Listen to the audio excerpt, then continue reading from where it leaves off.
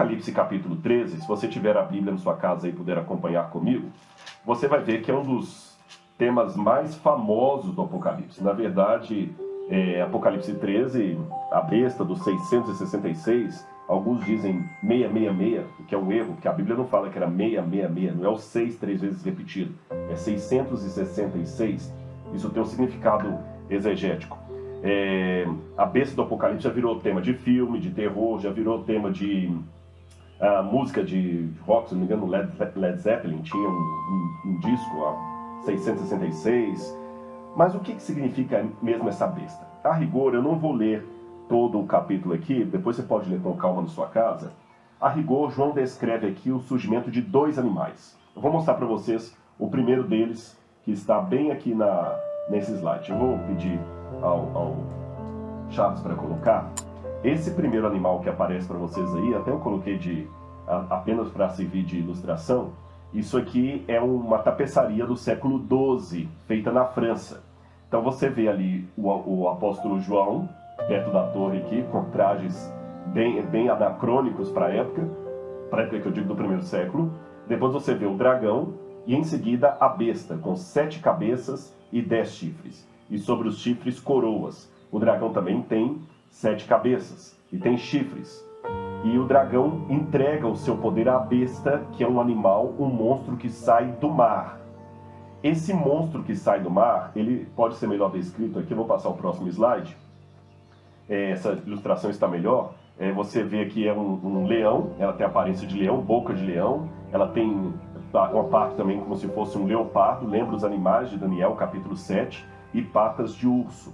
E o apóstolo João explica que essa besta, ela cuidaria em blasfemar contra o céu, ela falaria com arrogância contra o céu, e ela também tem um poder tão grande assim de sedução, que toda a terra se maravilha seguindo essa besta. E uma das suas cabeças, segundo o Apocalipse, foi ferida de morte e sobreviveu.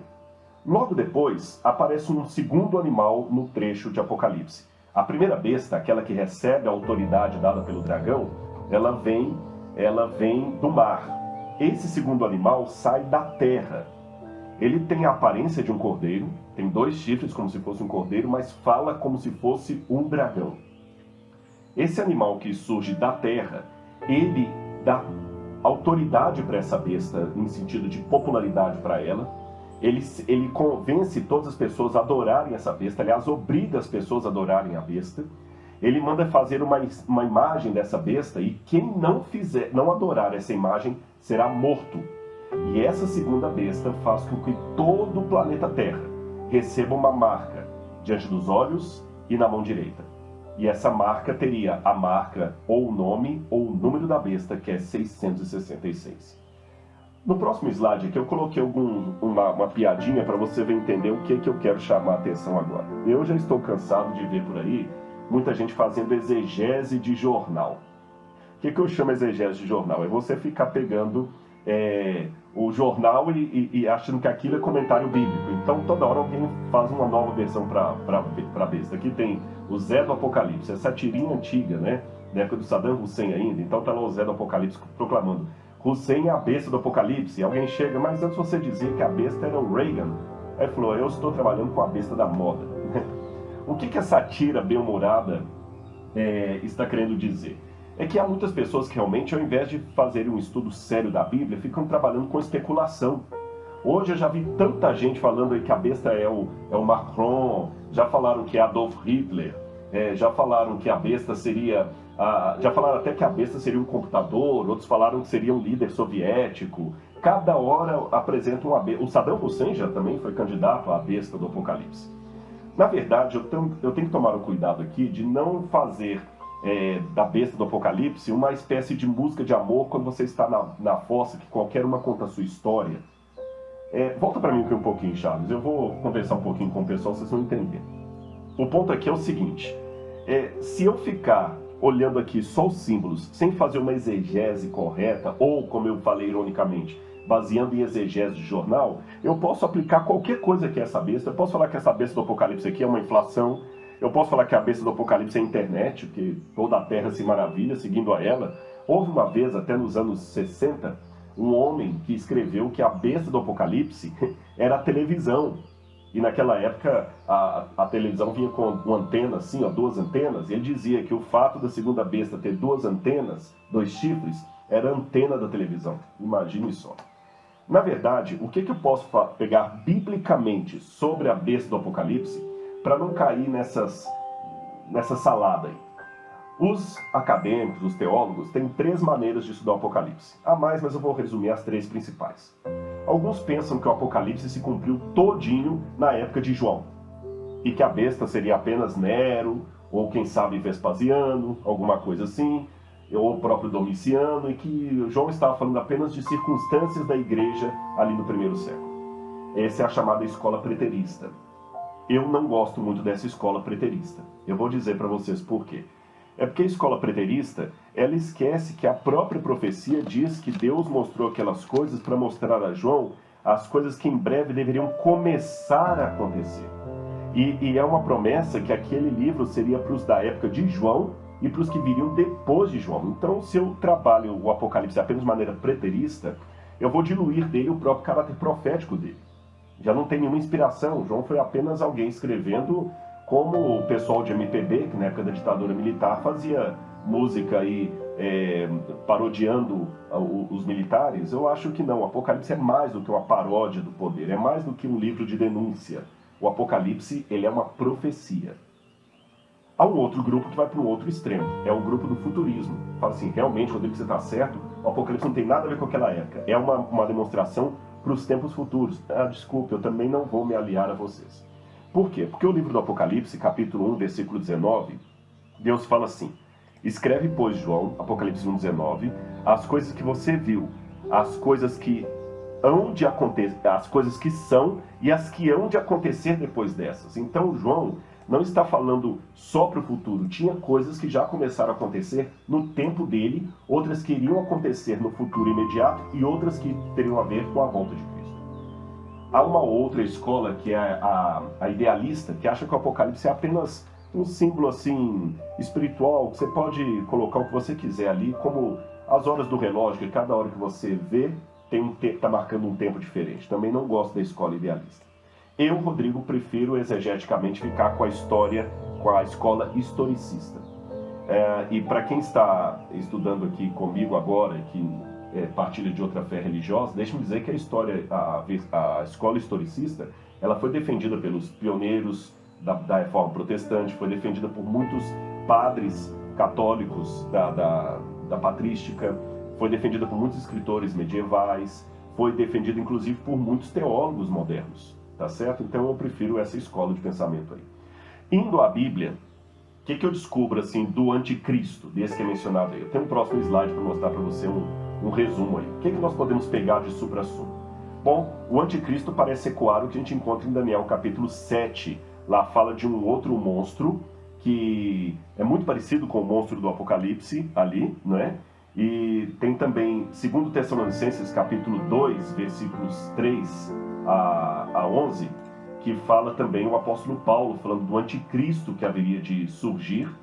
E esse anticristo ele assentaria no trono de Deus, fazendo-se passar pelo próprio Deus.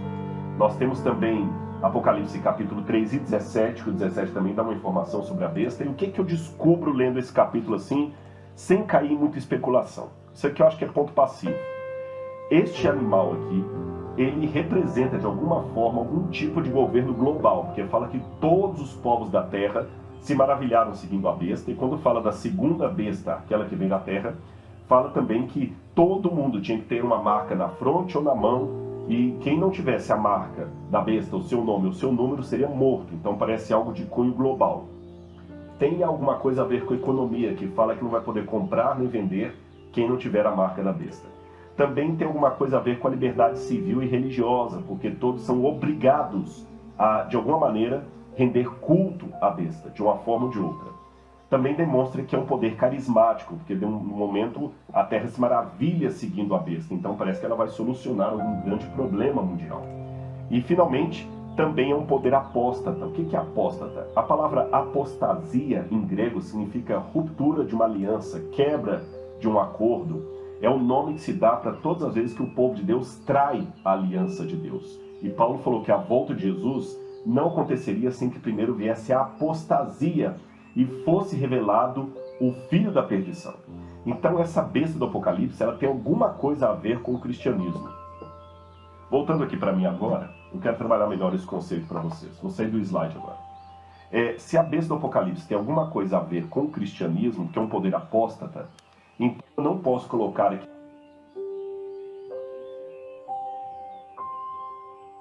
Pode ser a ONU, o islamismo, porque o islamismo não se da verdade de Cristo.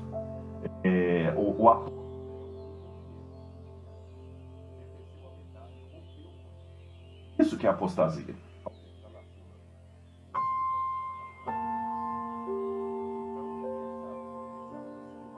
No Apocalipse, você vê que ele parece muito com Cristo, ele é uma paródia de Cristo. Por exemplo, no capítulo 4 de Apocalipse, o capítulo 5... Picotou o áudio. Ah, tá certo, o áudio deu... Vou voltar um pouquinho aqui. Eu falei que esse ser aqui do Apocalipse 13, ele é uma paródia de Cristo. Você vê que no capítulo 4 e 5 de Apocalipse, você vê o Cordeiro, que está no trono de Deus. O Cordeiro recebe o trono de Deus e senta no trono com Deus, e recebe a autoridade que lhe é dada por Deus.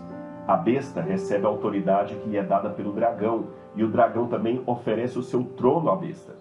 O cordeiro, que representa Cristo, é visto por João como sendo um cordeiro imolado, esfrazo, que é o nome que está em grego, ele tem a sua jugular cortada, mas estranhamente o cordeiro está vivo, porque ele ressuscitou. A besta, da mesma maneira, ela tem uma das suas cabeças cortada, ferida de morte, mas ela está viva. Curioso isso. O Cordeiro de Deus tem o selo de Deus que ele coloca na fronte dos 144 mil. A besta tem a marca que ela coloca também na fronte e na mão direita.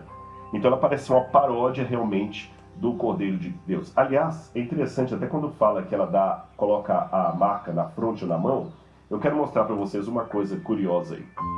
Se alguém for para Israel algum dia, vai ver uma foto muito parecida com essa aí.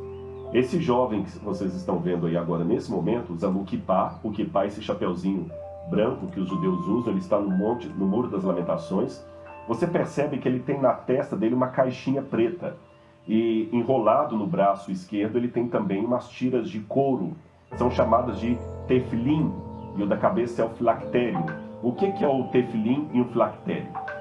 De acordo com a ordem de Deus dada em Êxodo capítulo 13, versículo 16, e Deuteronômio capítulo 6, versículo 8, os filhos dos hebreus deveriam ter na sua testa e na sua mão, só que é interessante que alguns rabinos entenderam que é o braço esquerdo. A Bíblia não diz propriamente dita qual seria o braço em que isso aí estaria, se seria o direito ou o esquerdo. Alguns estudiosos do hebraico pensam que poderia ser o braço esquerdo,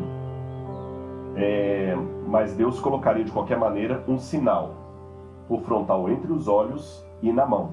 E o que estaria nesse sinal? A lei de Deus, o Shema Israel, Adonai Eloheinu, Adonai Echad. Ouve, ó Israel, o Senhor teu Deus é único, o Senhor teu Deus é um, só Deus pode adorar. E ali também para uma lembrança do acordo, da aliança que Israel teria com Deus. Aquilo seria colocado num pequeno pedaço de couro e colocado dentro da caixinha e também aqui na mão. Agora você vê a besta do Apocalipse, pode voltar para mim aqui, Charles? A besta do Apocalipse fazendo a mesma coisa, colocando um sinal na testa e na mão direita. Uma paródia do que Deus mandou os judeus fazer. Então você nota que realmente é alguém que está querendo passar no lugar de Deus. Bom, me chama a atenção que quando eu vou ver o contexto do Apocalipse, agora que eu já analisei o texto, eu quero trabalhar com vocês um pouco mais o que eu posso dizer daquele contexto da época. O Apocalipse é um livro simbólico, ele tem muitos símbolos. E como ele tem muitos símbolos, nós temos que entender o contexto da época para que esses símbolos fiquem mais fáceis para nós entendermos. Por exemplo, nossa cultura é repleta de símbolos. Se eu faço assim, todo mundo já sabe, né? Coraçãozinho, amor. Se eu faço assim, joinha, legal, nota 10, estou de acordo. Agora, no passado remoto, esses símbolos eram outros. Se eu chegasse no tempo de Jesus e fizesse assim para alguém, ninguém ia entender que isso era coração. Se eu fizesse isso aqui, ninguém ia entender. O aceno, tial, não se dava tial desse jeito. Então, os símbolos mudam de época para época. E a Bíblia, ela dialoga com os símbolos da época em que ela foi escrita, porque Deus queria colocar a mensagem de uma maneira didática que o povo pudesse entender. Se o Apocalipse fosse escrito hoje, talvez Deus usasse uma pomba branca como símbolo da paz. Tá certo? Mas daqui a 2000 anos, quando talvez o símbolo da paz fosse outra coisa, nós teríamos que... Como o símbolo da paz fosse outra coisa, nós teríamos que ter outra... Perdão, que acabou que alguém me ligou aqui. Como o símbolo da paz seria outra coisa, nós teríamos então que ter uma explicação do que era esse símbolo em nosso tempo. Compreenderam? Aí me chama a atenção que na época que João escreveu o Apocalipse, e mesmo antes, havia no Oriente Médio um símbolo de apresentar dois animais, um do mar, um da terra, como a simbologia máxima do mal contra os desígnios de Deus. Olha essa imagem que eu quero mostrar para vocês. Aqui você está vendo um símbolo de um dragão, você pode perceber, um dragão com 7 cabeças, e tem um homem que está cortando a cabeça de um desse dragão. Esse dragão ele é chamado de Lotan, é um dragão da cultura de Ugarit, e você vê o deus El cortando a cabeça do dragão. Nós temos também um outro símbolo aqui, olha que interessante, esse aqui já é da Babilônia, você tem Tiamat, e o deus Ninurta lutando contra o dragão Tiamat, que é uma serpente do mar, um monstro do mar, e uma de suas cabeças é cortada, como você viu ali originalmente. Volta para mim. Eu tenho duas maneiras agora de ler isso. Há alguns teólogos liberais que acham que a Bíblia é apenas uma compilação, um fruto da cultura em redor. Isso é muito perigoso. A Bíblia foi inspirada por Deus. Ela não é um mero eco da cultura local, tá certo? Muita gente pensa que o profeta apenas copiou, plagiou a cultura local. Não, não foi isso que aconteceu na Bíblia. Por outro lado, eu posso dizer que a Bíblia dialogou com a cultura local. Dialogar não é depender de. Dialogar não significa plagiar. Dialogar significa Deus partiu do conhecido para o desconhecido. E posso até trabalhar com a hipótese que essa tradição de interpretar dois animais como sendo o símbolo máximo das trevas contra o desígnio de Deus, já vem desde a época patriarcal, quem sabe passado até de Noé para os seus descendentes, e os povos pagãos que também saíram dali, acabaram pegando carona naquilo ali, deturparam, mas alguns símbolos continuaram. Se você olhar no livro de Jó, no final do livro de Jó, Deus luta contra dois animais, dois paquidermes, um animal do mar, chamado Leviatã, e outro animal da terra, o Behemoth. E o que eu aprendo da Bíblia? Esses dois animais, eles sempre são vistos como símbolo do mal, lutando contra o povo de Deus. Na literatura judaica da época de João, não digo a literatura bíblica, que os judeus produziram, você tem, por exemplo, o Apocalipse de Enoque, que não é um Apocalipse inspirado, foram os judeus que escreveram, o quarto Esdras, você tem o Apocalipse de Abraão, você tem o segundo Baruch, você tem o Bereshit Rabbah e outros mais. Esses autores judeus sempre falam do Leviatã, o monstro do mar, a besta do mar, e o Behemoth, a besta da terra, que se levantam como símbolo do mal para atacar o povo de Deus. E olha que curioso quando eu vou para a Bíblia. Eu quero mostrar alguns versículos para você. Quando eu vou para Isaías capítulo 30, versículos 6 e 7, ali eu descubro um oráculo contra o Egito. E olha como Davi chama o Egito e o rei do Egito. Oráculo contra a besta do sul, pois o Egito os ajuda em vão, pois nenhum fim, e para nenhum fim, pelo que tenho chamado besta, Raab, que não se move. Raab não confunde lá de Jericó, Raab é um nome hebraico que significa o exaltado, o arrogante. Olha Jeremias, a mesma coisa, quando vai falar de Nabucodonosor e a Babilônia. Nabucodonosor, rei da Babilônia, devorou-nos, tal como a besta do mar, ele nos engoliu e encheu seu estômago com nossas finas comidas e então nos vomitou. Jeremias 51, 34. Olha também Isaías 51, verso 9. Desperta, desperta, veste de força o teu braço, ó Senhor. Acorda como em dias passados, como em gerações de outrora. Que despedaçaste o monstro dos mares, Raab, o arrogante, que traspassaste aquela serpente aquática, tanim em hebraico? Olha mais essa passagem aqui também, do Isaías 27, verso 1. Naquele dia o Senhor castigará com a sua dura espada grande e forte o Leviatã, a serpente veloz, e o Leviatã, a serpente tortuosa, e matará o dragão que está no mar. Aqui Isaías está falando contra a Babilônia. Nós temos também Salmo 87, verso 4. Farei menção de Raabe e de Babilônia àqueles que me conhecem. Pode voltar para mim aqui. A Bíblia também fala do rei de Tiro como sendo um símbolo do diabo. Do que eu aprendo tudo isso? Repito para ficar bem claro. A Bíblia não plagiou a mitologia em redor, tá certo? Mas eu posso aceitar que a Bíblia dialogou com símbolos que faziam parte do imaginário do povo que vivia no Antigo Oriente Médio.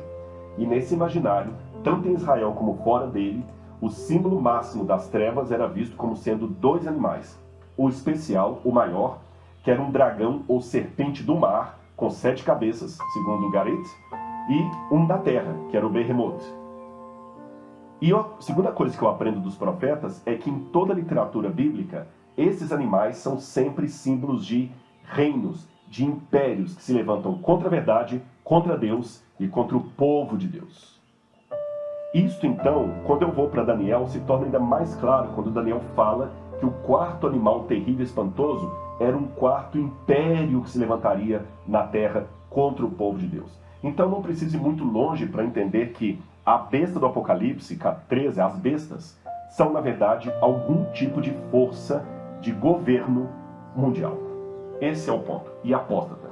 Agora, a pergunta que falta para fechar isso aqui é qual era o grande opositor do povo de Deus no passado, na época do apóstolo João? Porque eu mencionei aqui Isaías chamando o Egito de a besta do Negev, ou a besta do sul, e também chamando Nabucodonosor de a serpente do mar. Qual era o inimigo de Deus, do povo de Deus, na época de João? Muito simples. Roma. Se você perguntar a um judeu hoje qual que é a parte mais trágica da história do povo de Israel, esse judeu vai responder sem pensar 2 vezes o holocausto nazista da Segunda Guerra Mundial. Porém, se você fizesse essa pergunta antes da Segunda Guerra Mundial, o judeu responderia: a parte mais triste da nossa história foi o cativeiro da Babilônia. A Babilônia levou o povo para o desterro, queimou o templo, destruiu Jerusalém. Foi tão traumática o que eles passaram na Babilônia, que Babilônia se tornou símbolo de todo o mal contra o povo de Deus e contra as verdades de Deus. Tanto é que na época do Novo Testamento, outros autores judeus que conviviam junto com João, já falei com você aí, e até na época também do Talmud, sempre chamavam de Babilônia o inimigo do povo de Deus. E eles usavam o nome Babilônia para apelidar Roma. E os primeiros cristãos, pais da igreja, estou falando Tertuliano, Irineu, Hipólito, só para você ter noção, escreveu um dos mais antigos comentários de Daniel e Apocalipse. Ele tem alguns trechinhos do Apocalipse, está perdido, mas temos alguns fragmentos. Hipólito foi discípulo de Policarpo, que foi discípulo de João. Irineu também foi discípulo de Policarpo, que foi discípulo do apóstolo João. E esses primeiros pais da igreja aí, que tinham acesso a informações que hoje eu não tenho, diziam que o anticristo, que a besta do Apocalipse, era o Império Romano. Aí você pode falar assim: espera aí, Rodrigo, agora eu não entendi uma coisa. Se era o Império Romano, como é que você falou que não aceita o preterismo? Então quem fala que o Apocalipse era para o passado está certo. Eu espero um pouco. Lembra que João, no capítulo 17, ele vai descrever essa besta como sendo aquele que era, não é, mas haverá de ser. E essa alcunha era dada para a Babilônia, porque Babilônia no passado, na época de Hammurabi, era uma Babilônia forte.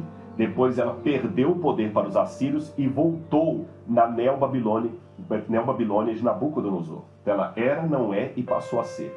E quando Paulo vai falar do anticristo em 2 Tessalonicenses, eu quero até ler essa passagem com vocês aqui, 2 Tessalonicenses, essa não está no slide não, capítulo 2, olha o que Paulo diz aqui, quando ele fala do homem da iniquidade, o anticristo.